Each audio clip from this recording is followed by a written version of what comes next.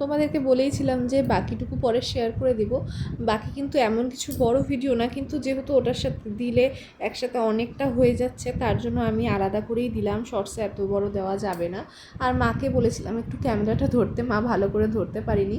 তারপরে আমি উঠে গেছিলাম ছাদে। আগের দিন হলো জামা কাপড় মেলে দিয়েছিলাম ছাদে, মানে আমার বড় কাকি শাশুড়ির ছাদে। তো ওখানে বৃষ্টি যেহেতু পড়ছিল আগের দিন, আর ওখান থেকে আনা হয়নি, তাই ভাবছিলাম এখন গিয়ে নিয়ে আসবো। তার জন্য ছাদে উঠলাম আর গাছ জুড়ে চালতা হয়েছে।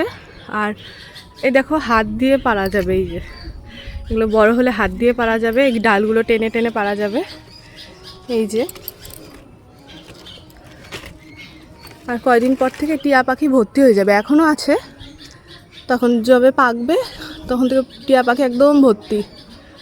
কাপড়গুলো আগের দিন বৃষ্টি ছিল, মেলে দিছিলাম, এখন এগুলো তুলে নিয়ে যাই। সারা রাত যেহেতু ছিল এখানে, আর দিনের বেলা আর কি ভালোই রোদ্র উঠেছিল, তো জামা কাপড়গুলো ভালো করে শুকিয়েই গেছে।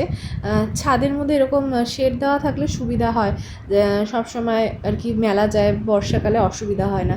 কিন্তু আমাদের পুরনো ছাদে তো, মানে আমাদের যে ছাদটা সেখানে তো আর নেই, কাকি শাশুড়ির যে ছাদটা সেখানে আছে, তাই সেখানে দড়ি টাঙিয়ে দিয়েছিলাম।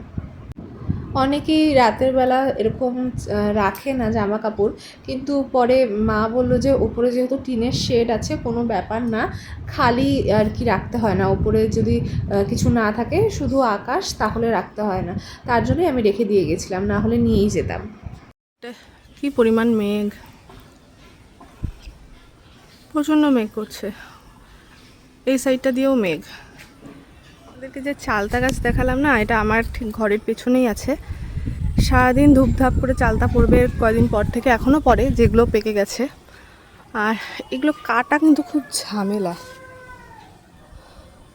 প্রচণ্ড ঝামেলা এগুলো কাটা। একবার কেটেছিলাম, বাপরে বাপ। আজকে তোমাদের সাথে এতটুকুই শেয়ার করছি, টাটা।